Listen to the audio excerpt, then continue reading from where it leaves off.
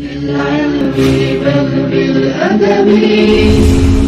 تنال أعلى الرتب عش حياة العلماء وقرأ صنوف الكتب ودم على تواضع لا تفتخر بالنسب كفاك أن تخرج من دنيا. أعوذ بالله السميع العليم من الشيطان الرجيم. بسم الله الرحمن الرحيم. الحمد لله على إحسانه والشكر له على توفيقه وامتنانه، وأشهد أن لا إله إلا الله وحده لا شريك له تعظيما لشأنه، وأشهد أن محمدا عبده ورسوله صلى الله عليه وعلى آله وأصحابه ومن تبعهم بإحسان إلى يوم الدين. بندرا مسيبي تدو بتقال نجتني الله سبحانه وتعالى جولنا أن محمد صلى الله عليه وسلم eden ñaagi Allah subhanahu wa ta'ala ndew yafto en bakkatuji men Allah sura ay baaji men Allah subhanahu wa ta'ala jabana en dendangal dewe men Allah eden ñaagi mo kisal e dadal aduna e lakara so dum yawti en garti kadi e darsuji men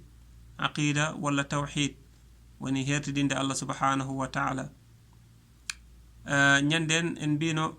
caggal ne ganduden ko dewal Allah wala rewde Allah subhanahu wa ta'ala e hertidinde mo e wasde rendidinde mo e hunde ko dum addi en aduna. Caggal dum en bino dewe Allah no kewi e wone dewe Allah di ganda jowiti ko koy berde ko hono non wone dewe Allah di ganda jowiti koy halulaji ko ibadat qawliya wone hen jowiti koy terde e jomum golloto no yiye dum fof non so juulo o jetti dum o rewiri dum Allah subhanahu wa ta'ala kanko tan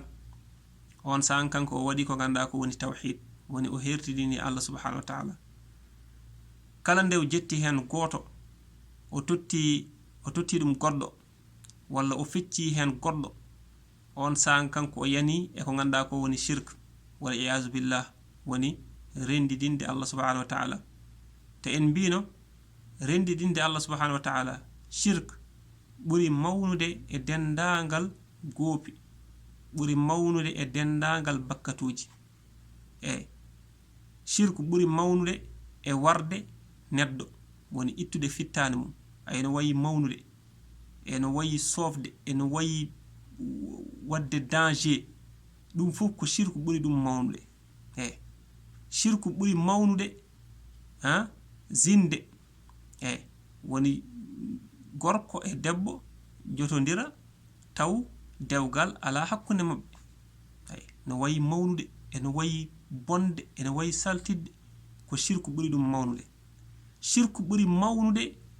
e nyaamde ko ganda ko woni riba. Shirku buri mawnude e yarde sangar ta ko shirk tan non Allah subhanahu wa ta'ala wi kala mo ganda maydi hen Allah subhanahu wa ta'ala yafta ko kanko ko jengol wonata battane makko ta ko ton o sasoto ko shirk tan.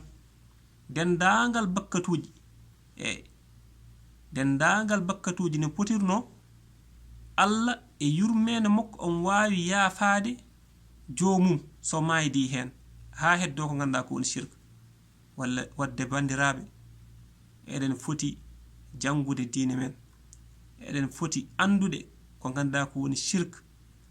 e sen gandi shirk bawen rentade dum no hanirta ni ko shirk tan woni ko ganda ko firtat dendangal dewe Allah shirk ko virus bondo kala ne naati e dewe Allah firtat dum bonna dum ha bona wadde ko shirk tan jogi capacité baad non wadde e rabbi kinaadi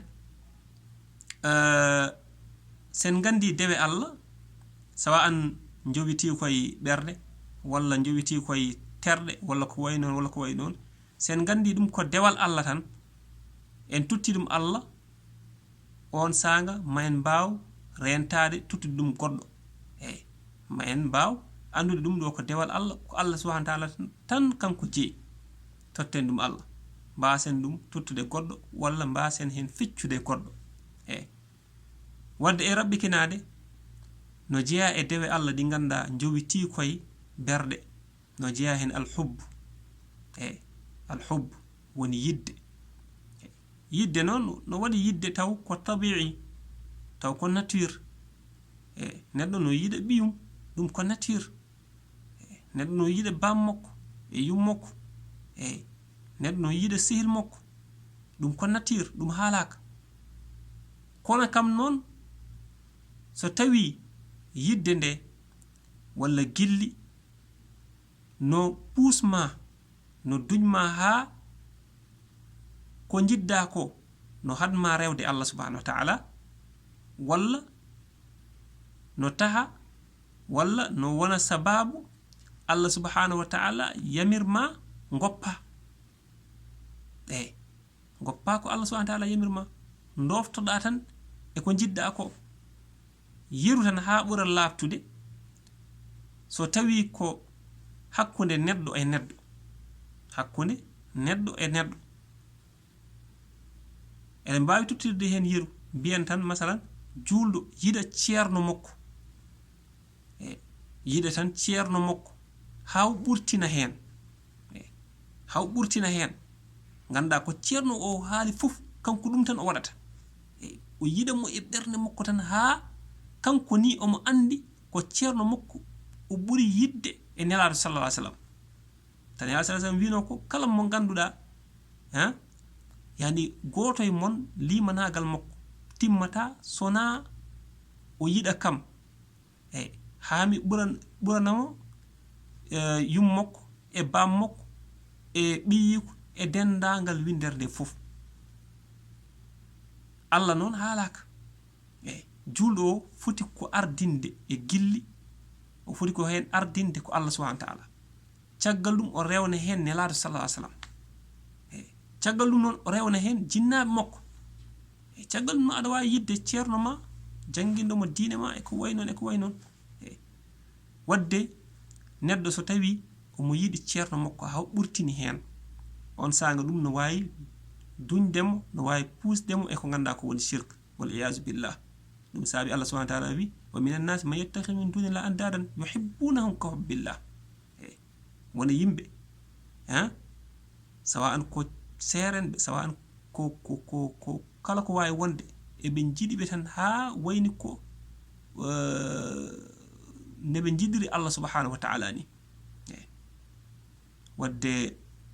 en mbaawi haade do tan sen ngari laalugol gol kadi mbaawen jokkude de tawno minitaji di dokkelen no famdi no feewi